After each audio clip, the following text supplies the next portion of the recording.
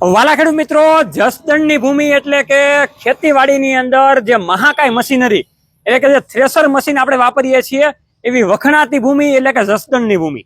અત્યારે આપણે અતિ આધુનિક કંપની અને એમાંય બાપ દાદા વખતની જે કંપની કે જે અતિ આધુનિક ખેતીવાડીના સમય પ્રમાણે જે મશીનરી બનાવે છે અને એમાંય મગફળીના મશીનમાં એનું આગોતરું નામ છે જે વિશ્વાસ, મજબૂતાઈ અને સાથે સર્વિસ સાથે કામકાજ કરી રહી છે એવી કંપની એટલે કે ગીતા થ્રેસરની કંપનીમાં આપણે આવી ગયા છીએ. અલગ અલગ અતિ આધુનિક મોડલ એને આ વર્ષે લોન્ચ કર્યા છે, એની આપણે માહિતી મેળવવી છે કે ઓછા માણસોની અંદર કેવી રીતે વધારે કામકાજ નીકળે એવા મશીનરી એટલે કે ડબો થ્રેસરની આપણે માહિતી મેળવવાની છે. એવી રીતે અતિ આધુનિક ફ્રન્ટ ટોકરી વિશેની માહિતી મેળવવાની છે. તો સૌ પ્રથમ સાગર ખેડૂત પુત્રના આપ સૌને વંદન, અભિનંદન. ખેડૂત છે તો જગત છે. ગીતા થ્રેસરના ઓનર એવા અભિભાઈ આપણી સાથે જોડાયેલા છે. તો અભિભાઈ, અત્યારે તમે જે અતિ આધુનિક ડબો થ્રેસર બનાવ્યું છે એની આપણા ખેડૂતોને થોડીક એવી માહિતી આપો.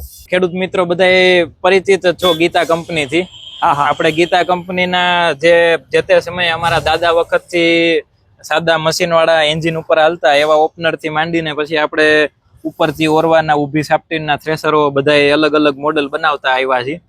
અને જે અત્યારે સમય પ્રમાણે આપણે જે ઓછા માણસોથી કામ હાલે એવું આપણે અત્યારે જે સ્ટોરેજ વાળા થ્રેસર એટલે ડબ્બો થ્રેસર આપણે દેશી ભાષામાં કહીએ, એ થ્રેસર આપણે અત્યારે એમાં ટૂંકમાં ડબ્બા થ્રેસર આપણે 3 વર્ષથી બનાવીએ, પણ આ વર્ષનું જે 2026 નું મોડેલ છે એ આપણે કઈક હટકે મોડેલ છે. તો એ રંગરૂપ જોતા જ ખેડૂતો તમને લાગે છે. હું તમને ઘણી બધી અલગ અલગ કંપનીની અને અલગ અલગ થ્રેસરની માહિતી આપતો હોઉં છું, પણ એમાં તમારે કેવી સારી એવી કંપનીના થ્રેસર પસંદ કરવા જેથી કરીને તમને ક્વોલિટીમાં ખબર પડે, વેરાયટીમાં ખબર પડે અને અલગ અલગ અંદાજમાં અલગ અલગ મોડલની ખબર પડે. તો આપણે અભિભાઈ અહીંથી તમે શરૂઆત કરો કે અહીંયાથી ઓરવાનું જે આવે છે એ સિસ્ટમ કેવી છે અને ત્યાર પછી પાછળ આપણે સમજાવીએ. એટલે આમાં આપણે જે ઓરવાની સિસ્ટમ છે એમાં 3 ચેનની સિસ્ટમ આપી દીધી છે. 3 ચેનમાં આપણે વોબલિંગ સિસ્ટમ આપી છે. એટલે એનો ફાયદો એવો થાય કે એના હિસાબે જે આગળની નીચેની સાપ્ટીન કે ઉપરની સાપ્ટીન છે એ ભાંગવા ન કરે. અને સ્ટાર્ટિંગમાં કેટલા એચપી ના ટ્રેક્ટર થી આપણું મશીન સ્ટાર્ટ થાય છે? આપણું થ્રેસર રહ્યું ને એમાં 45 થી 50 હોર્સ પાવર ના ટ્રેક્ટર ની જરૂર પડશે મિનિમમ. 40-42 ના ટ્રેક્ટર છે ને થોડાક હળવા વજન ના હોય એટલે એ ખેંચવામાં થોડુંક પ્રોબ્લેમ કરે એવું થાય. એટલે 45 થી 50 હોર્સ પાવર. ત્યાર પછી મગફળીની જે સિસ્ટમ છે, મગફળી અહીંયાથી ડાયરેક્ટ હોપરમાં કેવી રીતે જશે એ પણ જણાવો. મગફળી અહીંથી ટૂંકમાં એક બ્લોઅર આવે છે કે જે થોડું ઘણું જે કઈ હળવું ડાકડું હાથે રહી ગયું હોય એ સાફ સફાઈ થઈને ધાર દેવાઈને સીધું આપણે સ્ટોરેજ મગફળીનું જે સ્ટોરેજ છે એમાં વયું જાય. અને એમાં આપણે ઉપર સ્ક્રૂ કન્વેયર આપી છીએ એટલે એનાથી મગફળી મોટા ભાગની ફોડાઈ જાય. ઢગલો થયો હોય ફોડાઈ જાય, આખો ઢગલો ફોડાઈ જાય. તો આમાં અંદાજે આપણે કેટલા મણ મગફળી સમાવેશ થાય? મગફળી આમાં 30 થી 35 મણ સુધી હમાય. પછી જેટલી કદાચ વધારે આપણે ટોચ ચડાવીએ તો વધારે હમાય. ત્યાર પછી આપણે ઓલી બાજુ તમે કહેતા હતા કે ભાઈ આમાં નવી સિસ્ટમ આપેલી છે જે રિટર્ન કાંધાની ખેડૂત મિત્રો સિસ્ટમ આપેલી છે. એકવાર આપણે મગફળી કાઢી નાખતા હોઈએ છીએ પછી ફરી વખત આપણે થ્રેસર બોલાવવું પડતું હોય છે અને સાફ સફાઈ કરવી પડે છે. તો એ તમારે બિલકુલ હવે નથી રહેવાનું, એ તમને સિસ્ટમ બતાવવા જઈ રહ્યા છીએ. અભિભાઈ, આપણા ખેડૂતોને તમે સ્ટોરેજ સિસ્ટમ કેવી આપેલી છે એ પણ તમે જણાવી દો. આપણે આમાં જે સ્ટોરેજની સિસ્ટમ છે ને એમાં એ રીતે છે કે જે આ ડબ્બો રહ્યો ને એ બહારની સાઈડથી ટૂંકમાં ખુલે અને બંધ થાય. એટલે એના હિસાબે શું થાય કે જયારે રસ્તે લઈ જવું હોય ત્યારે આ સ્ટોરેજ રહ્યું ને એ વધારે અંદર વહી આવે. એ આપણે મશીનની લંબાઈ છે ને આપડી ટૂંકી થઈ જાય. અને જયારે ખોલીએ ત્યારે પાછો ડબ્બો મોટી સાઈઝનો જ ખુલે એટલે ડબ્બાનો સ્ટોરેજ પાછો ઘટે નહીં. અને અહીંયા બારી પણ આપી દેવામાં આવેલી છે. તમે જોઈ શકો છો કે અહીંયા આવડી મોટી જગ્યા છે અને એની અંદર આખું આપણું પાલાનું કે કૂચાનું સ્ટોરેજ થાય છે એ પણ તમે જોઈ શકો છો. હવે અભિભાઈ, તમે જે રિટર્ન કાંધાની સિસ્ટમની વાત કરતા હતા તો એ રિટર્ન કાંધું કેવી રીતે કામકાજ કરે એ તમે સિસ્ટમ જણાવો, કન્વેયર બેલ્ટ વાળી. એટલે આમાં રિટર્ન કાંધું જે આપણે ચાઇનામાંથી જે રિટર્ન આવે એ અહીંથી સીધું ડાયરેક્ટ પટ્ટામાંથી સીધું ટોકરીમાં જોરાઈ જાય. અને ટોકરીમાં ન ઓરવું હોય તો એના માટે આપણે અલગથી એક સ્ટોરેજ બનાવ્યું છે કે અહીંથી ઢાંકણું ખુલી જાય અને એ સ્ટોરેજ સીધું આમાં સ્ટોર થતું જાય. ત્યાર પછી આમાં અંદરનું જે મશીન આવે થ્રેસર મશીન 3 નું આવતું હોય, 3.5 નું આવતું હોય, તો આપણામાં કેટલાનું આવે છે? આપણા થ્રેસરમાં જે અંદરનું થ્રેસર રહ્યું ને એ આપણે મશીનની પહોળાઈ ન વધે એટલા માટે 3.5 નું રાખીએ. પણ જે જાળીનો ઘેરાવો છે એ આપણે 4 ની કટર આપીએ. એટલે કામ તમારા 4 ના થ્રેસર જેટલું જ આપે, પણ એની સામે માલ છે એ 4 ના થ્રેસર જેટલો જ કાપે. મશીનની પહોળાઈ છે ને એ ટૂંકી થઈ જાય. ત્યાર પછી તમે ઉપર જે ચેન કંપની આપેલી છે કેના માટે આપેલી છે? ઉપરથી ચેન કંપી ઘણા ખેડૂતોની એવી ફરિયાદ હોય છે કે જાળી ઉપરથી ચડાવવા માટે 4-5 મજૂરની જરૂર પડે છે ને હવે આપણે ડબ્બો થ્રેસર લીધું છે તો મજૂર છે નહીં તો આ જાળી કેમ ચડાવી આ તે તો એના માટેથી આપણે ચેન કંપી આપી છે કે નીચેથી ખાલી હૂક મારીને જાળી ઉપર સીધી ડ્રોપ થઈ જાય એટલે 2 જણા હોય તો એ જાળી ફિટ થઈ જાય. હવે માની લો કે આ ડબ્બો થ્રેસરમાં વધારે માણસો કામ ના કરતા હોય, ઓછા માણસોની જરૂર હોય, પણ સેફટી બાબતે તમે કેવી રીતે સપોર્ટ આમાં આપેલા છે અને એમાં પણ કેવી સિસ્ટમ આપી છે એ આપણા ખેડૂતોને જણાવો. સેફટી માટે આપણે એક તો પેલા મોટા ગાર્ડ આપી દીધા છે. ઓકે. એટલે એના હિસાબે મશીનની સેફટી એટલી રહે અને એનો મશીનનો લુક એટલો પ્રોપર આવી જાય. હા. અને આ સેફટી વાળા પાછા ગાર્ડ એવા છે કે ઈઝી બોલ્ટ ખોલવા માટે તમારે ટાઈમ નો જરૂર પડે. આ ઈઝી તમારે ખાલી હુક વાળા સિસ્ટમ આવે એટલે એમાં જેક આવે એટલે એના હિસાબે ખાલી એક જેક ખોલો એટલે સીધું આખું કવર ખુલી જાય. તમને દેખાડું. તો આ રીતે ખેડૂત મિત્રો તમે જોઈ શકો છો કે આ જેક સિસ્ટમ છે. જેક સિસ્ટમ થી આખી વસ્તુ ઊંચી થઈ જાય છે અને તમારે કાંઈ પણ આમાં મેન્ટેનન્સ કરવું હોય તો થઈ શકે.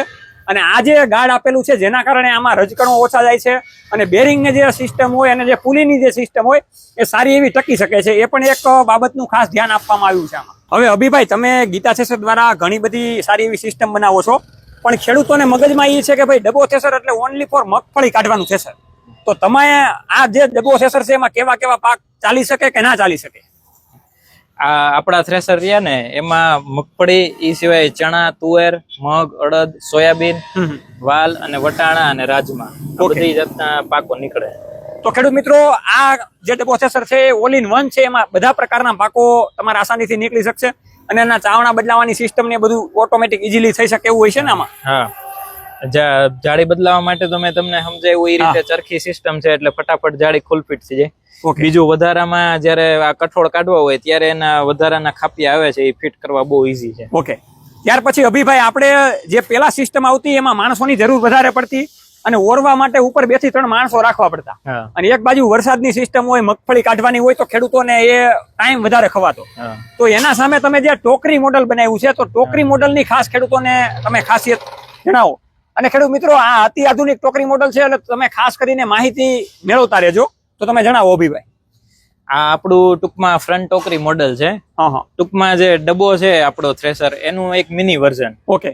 હા, કે ડબ્બામાં જે રીતે કાંધું રિટર્ન થાય છે એ જ રીતે કાંધું રિટર્ન થઈ શકે, પણ ટૂંકમાં જે ડબ્બો છે એ ખેતરમાં હરતો ફરતો હોય જ્યારે આપણું આ થ્રેસર એક જગ્યાએ ફિક્સ હાલે.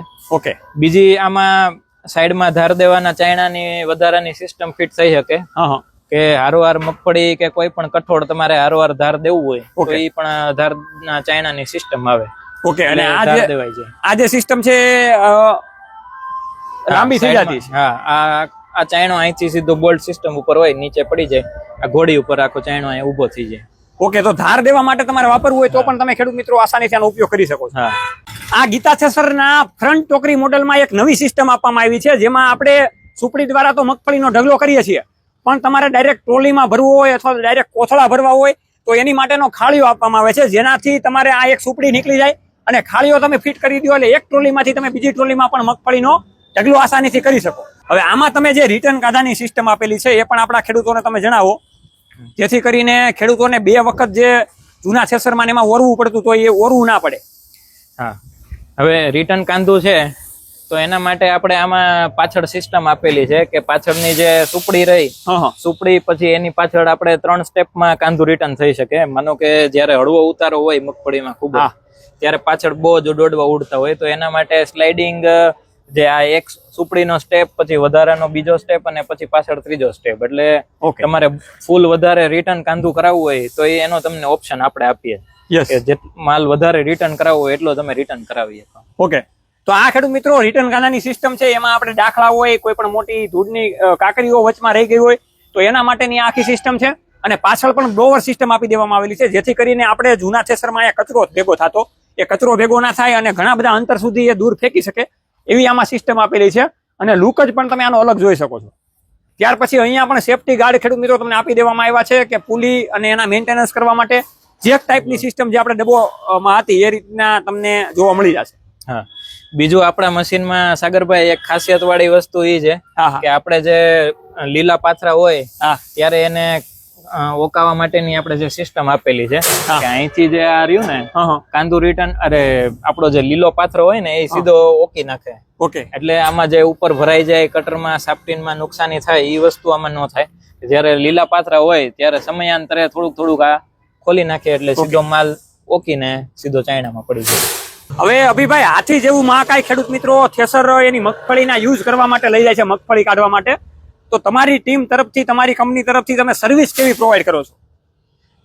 સર્વિસમાં આપણે કસ્ટમરને બને ત્યાં સુધી જે ઝડપથી ઇમરજન્સી જે કાંઈ આપણી તરફથી માણસોની ટીમ પહોંચે એવી વ્યવસ્થા આપણે ગોઠવી દઈએ છીએ. એ સિવાય સ્પેર પાર્ટ આપણા કોઈ પણ હોય તો એ આપણો સ્પેર પાર્ટ બધું ઇન હાઉસ પોતાનું કામ છે. ઓકે. એટલે કોઈ પણ વસ્તુ આપણે જોબ કામ આ તે એવું નથી કરાવતા. એટલે આપણું ગમે તે સ્પેર પાર્ટ ખેડૂતને અડધી રાતે જોતો હોય તો મળી જાય આપણી. તો એ તમે ડ્રોન શૂટ થી ખેડૂત મિત્રો જોઈ શકો છો કે પ્રોપર મશીન આખા બને છે, કેવી રીતના વર્કરો કામકાજ કરી રહ્યા છે એ તમે અત્યારે જોઈ રહ્યા છો.